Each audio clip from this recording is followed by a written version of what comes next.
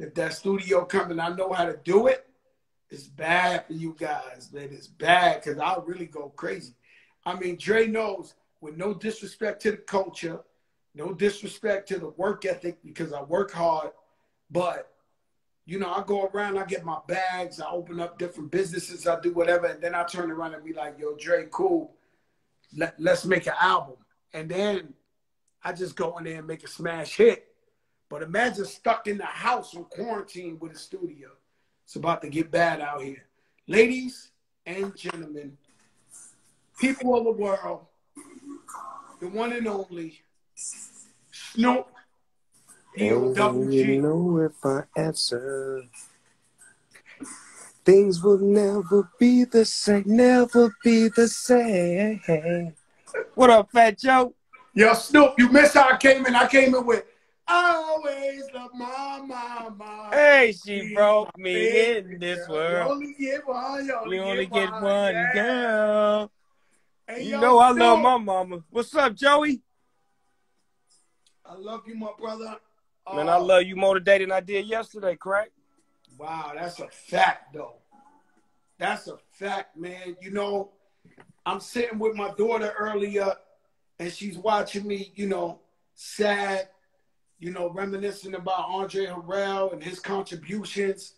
And I'm looking at my daughter, looking at me, and I said, man, 20 years from now, my daughter's going to look back and tell her friends when she's 30 years old, she's going to be like, yo, I watched my father's whole generation die on Instagram during this Corona thing. I mean, it feels like every day, Little Richard, a greater and greater and greater and greater person dies every day, Snoop. Yeah, man, but that's the beauty of life, that you know that there is death at the end of life, and there's always a rebirth at the end of death. And something always comes out of death that's beautiful. And as sad as it is, it's always been like that since the beginning of time. And we just got to celebrate the life that they lived and the beauty that they brought and the joy that they brought and the lessons that they left. Andre Harrell was such a great person. Just if you knew him, if you knew his energy, anytime you was around him, he was a information guru. He loved to give you information on who you were and where you were trying to go, just because he had so much wisdom. I love being around him. I love being a sponge to all of the game that he gave me, in the way that he was always loving towards me. Even when the East and the West Coast wasn't seeing eye to eye, me and him always seeing eye to eye. Yeah, man, because I know I seen Pac was rocking out with Jodeci. Pac at the prime of the beef. However you want it. Like Pac was rocking out with Jodeci. That was Uptown right there.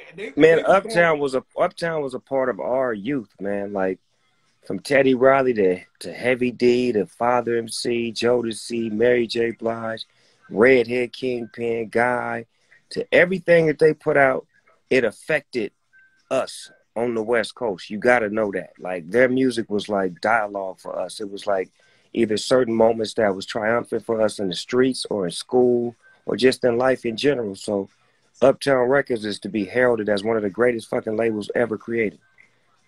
By far. I'm going to tell you a secret that, you know, I never really discussed publicly, but, you know, this is maybe a Joper moment. When Biggie was working on his album, I used to go to the studio. They had the Chronic album was the blueprint to the sound of Bad Boy and to the making of Biggie's album. They would listen to it first for like an hour or two, then they start cooking up. Who was y'all blueprint when y'all were making music like Doggy Style and the Chronic album? That's crazy that you say that, because Biggie called me to the studio when they was working on his second record, and he played me a particular record that made me feel like he did what you said. But when we made music, we basically I drew from, like, my experiences from the 70s, like the musicians of the 70s that made music with real musicians that really sung, that really had vocals live, that really could articulate their vocals after the record. So I was inspired by a lot of great musicians that made great records. If it was a Marvin Gaye or Teddy Pendergrass, Al Green, Curtis Mayfield, that's the music I listened to. And I felt like I was that type of artist in the studio. I wanted precision. I wanted my vocals to be clean. I wanted my words to be heard thoroughly. I wanted to make sure it was a message that you felt more than you heard. You know, let me tell you something, Snoop. You so humble, you so cool, but Nori said you're the most famous rapper on the planet Earth, and I agree with him. How does it feel to be the most famous rapper on the planet Earth? Wow. I mean, it's how do you describe it when that's who you are? When you walk in that walk and you live in that life and you really never get a chance to step outside of those shoes to see the feeling. It's just me being me, and me being me since I was a kid was always being the one that would go out and meet people. Like, for example, if my mom would take me and my brothers to visit somebody and we was in a different neighborhood and they'd be like, go outside and play. I would go outside and play and meet the whole neighborhood, and before you know it, we come back over there and everybody know me, I know them, and we best of friends, and we didn't went to high school together, and we were reminiscing about when we was 9 years old and I came on their street, fought 3 of them dudes and became cool with all of them. That's the type of person that I was. I was always up close and personal. So when I got in the rap game, every rapper that I loved, I went and I told him I loved him. Every artist that I appreciated, I went and told him that, and that love was given back to me. That I feel like, as far as the karma, when you give love, you get love. That is a fact. And when I look at you, you're one of the few guys who's able to have my daughter, who just turned 14 years old 2 days ago, and a OG 60, 70 years old love Snoop Dogg. When I told my brother-in-law in Colombia, he said, "You got LS Snoopy? He's gonna be smoking a big one." I swear to God, Luis Miguel Colombia Pereira. He told Viva me Colombia. Gonna be smoking a big one. Like, Let me start all over again for your brother, man. Let me start all over again, man. Let me start all over, Joe. Yo, Snoop, let me tell you something, man. I got the privilege to go on tour with you in Australia. Lord have mercy. And let me tell you, yo, Snoop, they would tell me, they said you go to jail for smoking weed there. We get into some hotel, we go up to your suite, because every night your suite was like out of this world. It was a fucking block long. It was like we all wanted to see, all the rappers wanted to see Snoop Dogg's room. So we go up there. I'm talking about big rappers. I'm talking about The Game, Nelly, Busta, you know, like big motherfuckers. And we go up to your room, and I remember they was like, yo, if they smoke, you go to jail. And then the owner of the fucking hotel comes out and pulls out a blunt and tells you to spark it up, and he passes it to you. So I'm like, oh, well, I guess it's legal to smoke in this room. Right. And we was in Australia. Remember the hotel? We was in the Versace Hotel. Yo, it was so hard. 7-star hotel. Yo, Snoop, it was so hard for me not to steal a blanket or a pillow. Nigga, what makes you think I didn't steal a few blankets and pillows? If you don't knock it off. Yo, Snoop, I was scared to steal a blanket. I had to do it, Joe. I had to. I stole some plates, glasses, silverware, all kind of shit. Nigga, I'm Versace'd up around this motherfucker. No, but the beauty of that tour was the promoter had got with me and said, man, look, I don't know none of these rappers like that, and I feel like I think you should take the lead. So I said, check it out. Get me a big-ass suite. I'm going to have them all come up to my room. We're going to smoke some weed. We're going to play some video games. I know all of these niggas personally, and whatever issues that you think we may have, we're going to end that right now by having fun, celebrating, eating, drinking, powwow before we even get on the stage so we can break bread, so we can all know that we love each other. Some of these niggas got personal relationships anyway. And if you pull a video game out, you create a real love because we all like competitive. And when we put that video game out there, that shit was so competitive. Didn't you win it all? Oh, no, I won. I won. You won it all. No, I won a couple games. You a bad motherfucker. You walked away with some money. Bow Wow, the only guy I know played video games with charging and shit like come on. Man, Bow Wow was taking charges, cuz that was some soft-ass shit. That's some bullshit. Nobody take charges. That nigga was taking charges all game. Like, he wasn't even playing defense. He was just taking charges. Remember he made us play on PlayStation 2. We had to switch from Xbox to PlayStation to make that nigga happy. Yo, Bow Wow, crazy. Yo, let me tell you, I don't know why. In that tour, they put him next door to me every show. and he would knock on my door, and he was practicing for some acting shit. I'd be in there an hour trying to go to sleep like this. Bow Wow was trying out for some movie. But look at now, he did it, Joe. He did it. Look, he did it though, right?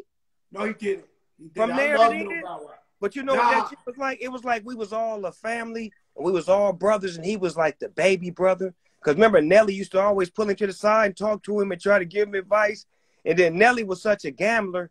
This nigga be gambling like crazy. Then he won one night. The nigga won like 15,000. He came back in my room and gave me and my wife like 7,000. Was like, here, man, take the 7 racks and woo wop boo bop. And me and my wife had a lovely time that night. I couldn't believe it. I'll tell you all the time how she put up with 30 guys in a room, everybody smoking blunts all times of night, and you was like, yo, Joe, she been doing this since I started day one. That's my ex. That's my ex boom. My wife is my backbone. She been with all of the G shit. She been around me and all of my niggas. She know who I am, what I am. That's why she's the only one. You dig? Right. That's right. The boss lady. The boss lady. Now. The boss lady. Let me shout out to Snoop. DJ Eric B in the motherfucking house. Shout out Eric B. I love you, Eric B. Eric B. been having a tough time. He lost his daughter. I don't even know what that's like. Erica, one of his best friends, rap from Brooklyn. We just saw this versus battle. We had this show on hold. It usually comes on 3 hours earlier, but we kept it on hold so we could see this versus battle. What did you get out of this battle with these ladies, these legends, these beautiful mamas, man? What did you take from this battle? First of all, my African Nubian queens delivered such a African Nubian queens. Wow, they fulfilled my dreams by dropping such a hell of an introduction before they even played the record, with all of that information and that knowledge and those voices of women empowerment and just all of that strength. And then they started playing those timeless records, and they loved each other. And Erykah Badu's hot record was written by Jill Scott, and she didn't even know her. And just the love that they had, just saying sisters love each other instead of fighting each other and downgrading each other, but giving each other love. That was the highlight for me, to see the love that they had for each other and how the music that they made us all love them that much more. It was timeless. No gimmicks, no interruptions, no biting up nobody else's ear, nobody doing the Mike Tyson to Holyfield, and the numbers was through the roof. 800,000 people. But Joe, it's love. See, the thing I love about the verses that the verses is not about, I'm a battle Fat Joe. Fuck Fat Joe. I don't like that nigga. Fuck you, Snoop Dogg. And nigga, your records wasn't shit. If it's gonna be a verses, it should be Fat Joe. Nigga, I love that nigga. I remember when I was in his video. I remember when we did this together. Let's play this song when we did this. Let's talk about when we was over here. Let's bring up this and that. So it's a love thing at the end of the day, when you see two artists celebrating each other, not downgrading each other.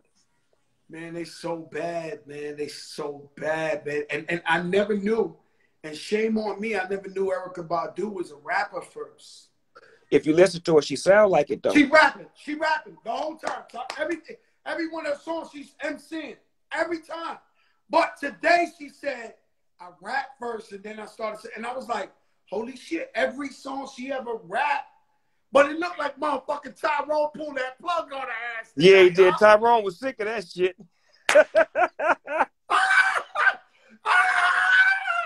One time for the guys. But yo, Tyrone in this motherfucker. Yo, Tyrone said, fuck that, man. I'm tired of you shit. You shit on me in every quiet storm across the world. Fuck that, man. Tyrone had that shit. He pulled the plug, man. He pulled that. He threw water on the plug. Yo, Snoop, I was bugging. I said, yo, this is unbelievable. This shit turned off. Man, it was beautiful. This shit, you know, I had Puffy here. Puffy came. He said he called me the Puerto Rican Oprah Jopra, right? Right. Because I was asking him that shit. And he said here that he would celebration against Dr. Dre. I don't think that's Dr. Dre's lane. Like, that's not his vehicle. You know, certain people are built for the octagon that can present it and deliver it and do all of those things that come along with it. He got the hits. That ain't the question. He got the catalog that can go up against anybody. But it's as far as like the comfort zone of being able to deliver it, to speak on it, to give those experiences of when you made those records, what it meant to you. I don't know if that's cuz Vehicle being a close friend to him. I don't see him being that outgoing and that active on Instagram like that to actually cross that line the way Puff has always been that guy that's up close and personal with his fans and can give you that and carry the load and throw the best fucking parties the world ever seen in life on Instagram everywhere he go. So that's the only thing that I think that may cripple the event. And I was speaking to Swizz about it. Like, maybe if you throw Snoop Dogg in the ring first, that may make him want to, you understand me? Yeah, Snoop Dogg, who the fuck gonna go against Snoop Dogg? I heard 50 Cent talking that shit. You know what I'm saying? He like, yo, I think I should go up against Snoop. That's you know what I'm saying? It's my nigga, though. That's my guy. You know, no. We love 50 Cent. But Snoop Dogg? I don't know. I mean, who on the level of Snoop Dogg? It's hard for me to say because I look at everybody as equals. I don't look at nobody as less than me. Yeah, so you the biggest rapper in the world. Like, who the fuck, like, really honestly, like, who can honestly go up against Snoop Dogg? Only talking about 20 rounds. That's just 20 bullets, you know what I'm saying, that you got based off your catalog. Bum, ba-dum, bum, bum, ba-dum. Bum, ba-dum, bum, bum, ba-dum. Well, if you ask me, if you ask me, when I first came in the rap game, Ice Cube was the king of the West Coast, right?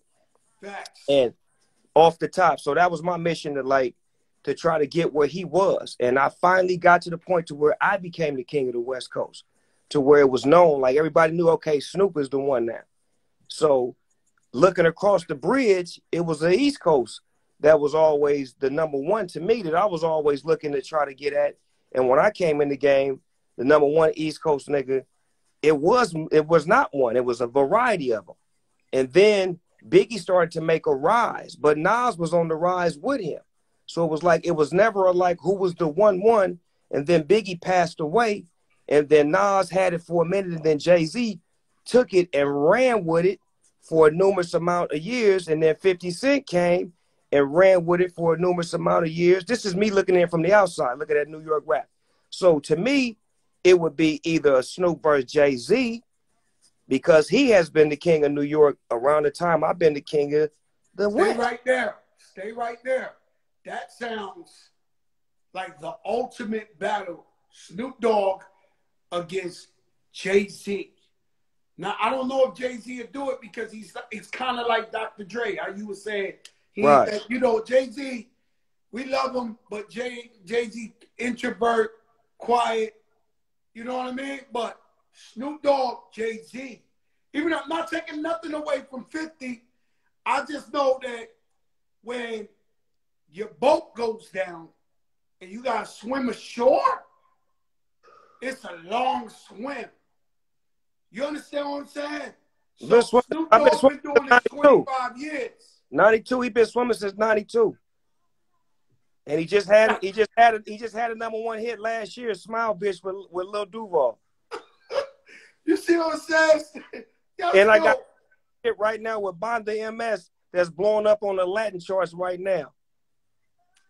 You see what I'm saying, Snoop? So this is a hard thing. Jay-Z, Snoop Dogg will be a real epic battle. Jay-Z, 50 Cent too, don't get me. I'm not taking nothing from 50 Cent. I'm just saying, once you get to like that 15th song, like, run me 5 songs you're gonna play off Rick. Off of Snoop Dogg? Snoop Dogg, 5 songs off the beginning. And I'm gonna play the first one, Deep Cover. Deep Cover, Snoop Dogg. Take it from there. Give me 4 more off the first 4. G-Thing. Drop it like it's hot. Yo, Snoop, that ain't fair, man. This Gin and juice. Yeah. Gin and juice. Yo, yo. Then I'm Hey, gonna yo. tone it down. I'm gonna tone it down a little bit. Sensual seduction. Sexual seduction. Yeah, look, You something do for the lady. supply. Yo, Snoop, man, you're not fair for nobody, to be honest with you, man. Shout out to Afro B, my African brother here. Know what I'm saying? Beautiful. Yeah. Yo, Hey, hey, Snoop. Pharrell taught me how to talk to women on that song. I didn't know how to talk to women till Pharrell showed me how on that Beautiful record. That's real shit. Like I used to always Because just be you was like, like, bitches ain't shit but yeah, hoes and you know tricks. that Pharrell was like, man, women love you, man. You gotta be able to, make your penmanship, give them some love. Don't you love your wife? Don't you love your mother? Don't you? He started breaking me down like that to where it was like my pen had to write about me loving a beautiful woman as opposed to me downgrading a woman. Let me tell you something. You had me disrespecting women for a long time, Snoop Dogg. Like I Don't blame thought, that like shit on me, Joe. Don't blame that shit nah. on I me. thought the fly shit. Shout out to Hitmaker. I thought like we had to just shit. You know what I'm saying? I had a record called "This Is for the Hoes." That was a Snoop Dogg inspired tune right there. You know? Hey, yo, Snoop, the way I promoted this is I had you in the deep cover video where you turned around and you said, hey, yo, Big Pun, I see you got a snitch in your camp. Get out here. And we did the twins deep cover, the dead in the middle, little. Man, Snoop. Man, when you did that for us, man, shout out to Chris Robinson. You shot that in your garage. Yeah. You know how big that was for, East Coast, West Coast tension? But Joe, how many times have we met before that? Me and you? Yeah. We met maybe 2 times before that. Right. So it was solidified. La Familia. La Familia, man. That was that. That's what I mean. I was familiar with you. You was familiar with me. So it was only family for me to do it. Yeah, man. That was beautiful, man. And I was trying to break the stereotype back then because remember it was real hard for East and West to do shit. And I was like one of them niggas. I was like, fuck that. I love them niggas over there. I'm finna go do that with him. I'm finna go fuck with him. I'm finna go fuck with him and fuck what y'all niggas think. Let me tell you something, Snoop. When it comes to an ambassador of hip hop, shout out to Timbo the King, Timberland on the check. And when it comes to an ambassador of hip hop, nobody's better than you. And one thing I'm having a problem with is I'm getting older. I don't like getting old, Snoop. But somehow it looks like you embrace the shit. And it's like, you just take it how you take it. Like, what I got to do to say to myself, Joe Crack, you getting old, calm down. Because Snoop Dogg don't give a fuck. You know what, Joe? I think once you learn to embrace who you are and stay who you are at all times and learn to love you, you take that shit everywhere you go, my nigga. Like, I had to learn how to just be me, man. Like, even the way I raised my kids in real life. You know what I'm saying? Not in no fake shit. Like, I talk to them as kids the way I talk to them as adults. So it was never like foreign language to them when they heard me give them information on what they need to be doing in life and how they need to be doing it. So we maintain a relationship to where we like friends now. And a lot of times when you got kids and you raise them, they outgrow you and they don't want to be personal with you. They don't want to share shit with you because they feel like you was too hard on them. And I always wanted to maintain a relationship with my kids to where they would be open with me and share shit with me because they were kids that was given everything. And I watched kids that was given everything like self-destruct. You know what I'm saying? Because they didn't have to work for shit. But I wanted my kids to understand that I work for everything that they got. So when the day comes for you to work, have that same instillment that I have in myself that I put in you. Let me ask you something, Snoop. It's good that you stay there. And if I'm overstepping my boundary, you stop me in 1 second. But so like everyone knows you for smoking weed and all that. I don't smoke weed, but you smoke weed. What was it like, or has it ever been like for one of your kids to say, yo, Dad, let me smoke with you when they growing up, 16, 17. This is a big challenge for parents around the world because a lot of parents smoke weed, but they don't want their kids to smoke. But did that happen to you? Man, that's crazy you said that because I was at motherfucking Mario Van People's house and we was shooting something. We was shooting a movie at his house and he had a bunch of teenagers and shit at his house. That's when YG was young too. YG was in the movie too. And he had like his little son back room that he was letting me use for like my little VIP area. So, you know, naturally I'm in there smoking and shit. His son about 17, 18. His son ain't getting down, but all of the teenagers in the movie, they in there smoking. Now a bunch of little rappers then showed up. So I'm in there smoking. I ain't paying attention, but my kids is here. My oldest son is in there. So we smoking. Next thing I know, somebody passed me a joint, and it's my oldest son. And I look at him, and I can't even say nothing to him because I've been smoking with the rest of these teenagers. So I take it, and I smoke with him, and I'm like, I gotta accept it because what kind of father would I be to try to chastise him when I just been smoking right in front of him and I see it ain't doing nothing. I ain't doing nothing wrong. He ain't doing nothing wrong. He's doing it in front of me. I'd rather him do it in front of me than behind me because now I can show him the proper way of doing it. So now that he's smoking with me, he's watching how much I'm smoking. When I get back to work, I'm not smoking. When I go back to shooting my scenes, I'm on point. I'm delivering my lines. I'm getting on my shit to where he can see, okay, it's a difference between being a drug addict and somebody that's relaxing themselves before he going back to work. So now my kids understand the dynamics of I'm not going to be a drug addict. I'm just going to relax myself before I go handle my business. Yo, Snoop, boy, I've been spoken like a true G, man. Let me tell you something. Yo, Snoop, let me tell you something. That is great because I think about it often. You know, I got a couple of my friends that are my brothers, like brothers, and they smoke all the time, like in front of the kids.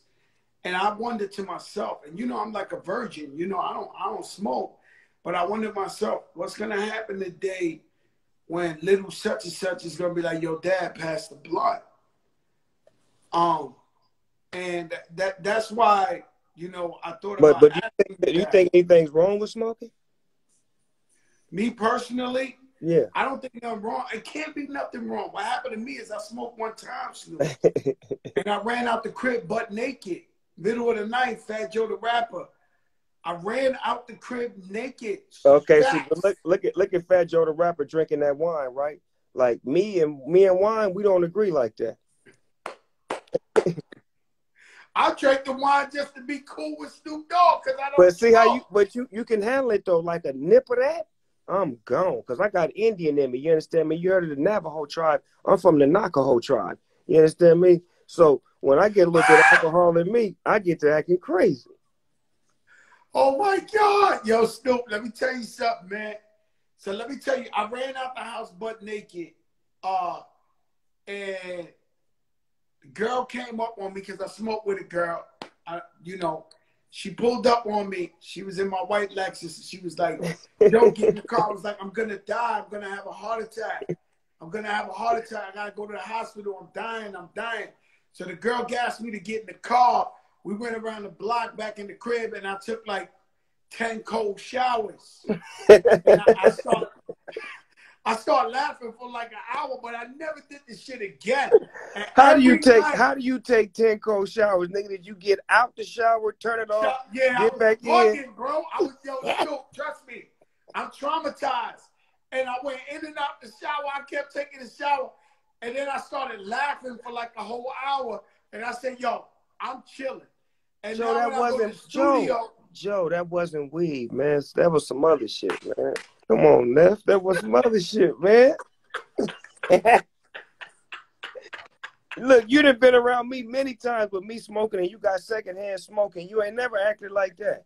no, I've been a secondhand smoke motherfucker for real, though. Like, Right. And I it leave the just studio. Let me tell you something. I leave the studio every night smelling like a giant weed. And and I say, when the police stop me, there's no way I'm going to be able to convince them I ain't smoked no weed.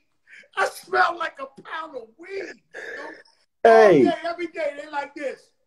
so that lets you know that that's not what gave you that effect. Because the secondhand smoke is worse than the firsthand smoke. And that's first off. Yo, Snoop, man, let me tell you something, bro. man, my brother, man, I love you so much, man. I appreciate you. Shout out to DJ Khaled is on here, DJ Nasty on here. Another one. Man, this DJ Khaled is something else, huh? Look, man, look, Khaled is one guy that I truly love being his friend. I love his energy. I love his come up, his hustle, his fatherhood, his mentorship, all of that shit. Like, he's the perfect gentleman. Like, that's like when I seen that shit pop up on Instagram the other day when Baby tried to show her booty to him, and he was like, "Oh no, no." I'm like, see, that's what I'm talking about. Like, me and you would have been like, hold on, let me see a little bit more before you turn that off. No, you know, a girl did it to me last night. I went like this. Stop, talk to me normal. Stop, talk to me normal, please. Yo, Snoop, I did this one though. Like, stop, talk to me normal, my family. I got love. I don't want to see it. No, I don't want to see it. Please. No, it's out of here. This quarantine shit is serious out here. Coronavirus killing our people. Blacks and Latinos the most. What could you say about this coronavirus? We can end it like that, Snoop, because what speak on the coronavirus. I think we should just be a little bit more sharper with our movements. A lot of people quick to get out just because they say you can get out. But I think you should wait and understand where you're getting out to and why you should get out and when is the right time to get out.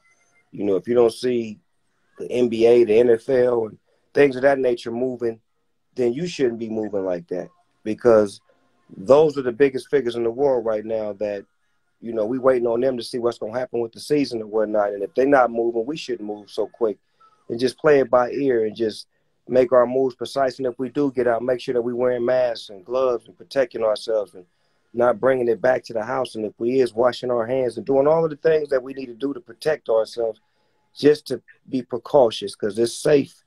It's better to be safe than to be sorry, man. Man, I love you, Snoop Dogg, man. Thank you for stopping by, man. This was the late version of the Fat Joe Show, the biggest show in the game. This is the biggest one. You know what I'm saying? And we love you. I appreciate you. You've always been 1,000, not even 100. You've been 1,000 with me. And the game loves you. You're beyond a living legend. You're a king. You're an icon. You're a god on earth. And I love you. You hear me? I love you back, Joey, and you already know it, man. LBC, nigga, West Coast, nigga. South Bronx. South Bronx. South Bronx. I love you, man. I love you, man. There you have it, Snoop Doggy, Doggy, Doggy, Dogg. The big, big, big, big, big, big show. The biggest one in the game. Timbo the King. Why you got me on here, man? I just want to enjoy the show. Nah, yo, Timbo, shout out to Jimmy. Timbo the King, the creator, co-creator of the Versus Battle. I mean, celebration of life, celebration of culture. Timbo. Yo. Celebration of life. What tonight? What you thought about the celebration of life? You know, I went to a lot of concerts in my life, and I seen a lot of things in my life. But tonight, the way I felt, I ain't never felt like this in a long time, man. The last time I felt like this when I saw the Fat Boys, when I was like 10 years old. Fat boys. Boy, You know what I'm saying? With the, you know what I'm saying? That's when I started beatboxing. I started learning. But tonight, you know, I'm sitting there listening to the Queens talk, and I'm like, yo, we gotta love our women more. We gotta big up our women more. Like, the shit that they go through. We just, you know, as men, we don't, you know, we men. We look at things different. But some of the songs and them words, and I heard them songs a million times, but it's like tonight I heard it different. And I was like, I was just I was in tears and in joy, laughing, and I was sad. I was like, what the fuck is going on with me? But it's just the I power felt of a like woman. this battle wasn't just about, of course they play hits, but I felt like it wasn't about just hits. It was about them as instruments, man, and them showing sisterhood, and when you read these women's face and you hear the music, you realize how many of us has hurt these women like that because it's coming from a pain, man. And to hear those songs and what they went through dealing with us is like, wow. It was a beautiful thing. We really did that. Yeah. It was a beautiful thing tonight. You know what I'm saying? It was a beautiful thing. I went and download the music again, and I already had it, but it made me go back and say, let me go listen to this in quarantine and really appreciate what's in front of me, because I don't really appreciate what's in front of me. I don't want to be dead and gone and be like, damn, this was in front of me and I didn't love it the way I should love it. Right about now, it's the time to appreciate everything, man. Shout out Pat Poose, Black Love in the building. I just, you know, I love them both. You know what I mean? But I love them both. But I underestimated Gil Scott. Gil Scott vocally, she's a problem. She's a major. Tonight she was in a bag that I was like, huh. It was a different bag. Yeah, it was a different bag, man. It was different. Timbo, I appreciate what you're doing for the people. You and Swiss Beats with the versus battle, celebration of life. Could we get a hint towards who we thinking we going with next? Nelly and Luda. Oh, that's gonna be fun. That's what we call it. Put on your Air Force Ones. Hey, I see you got your Jordan in the back. All right. You know, it's the cause. You got the black on black. Yeah. And let me tell you something, Nelly, I don't care. Anybody you bring on the planet Earth, if you want to go get a ride with me, hey, it must be the money. Yeah, it's gonna go crazy. It's gonna go crazy, bro. That's gonna be great. Yo, Timbo the King, I love you. I love you too, Joe. I know you're dad. Happy Mother's Day too.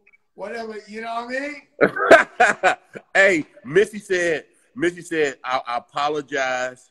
She said, she said, tell Joe I don't do live, but I sent a picture. Yo, tell Missy, I just wanted to big up Chris Lighty yesterday. Shout out LL hit me late. It was too late. Buster hit me too late. 50 Cent said it get too emotional with it. You know what I mean? I get it. Yeah. You know, but rest in peace. Chris, like, any stories about the one and only who passed away today, Andre Harrell? You know, he always said, that nigga Timbo, that nigga beats is different. And I'll be like, you know, he always told me that I had something more in myself than what I saw in myself. And Andre's like, I'm telling you, nigga, you gonna shock the world. And I'll be like, I don't know, Andre, but all right, if you say so. You know, he always saw the gift in others that people couldn't see in themselves. Andre, you know, I can tell you what they say behind your back because you wasn't there. Motherfuckers know. Timbo the King. Timbo coming with that shit. Somebody dizzy if they sleeping on Timbo the King. The Timbo the King. You know, when you battle Swiss, how this whole shit started, I was scared for Swiss. You know, Swiss my brother. He on the Mount Rushmore. I was scared for him. I was like, yo, how you gonna go up against the King?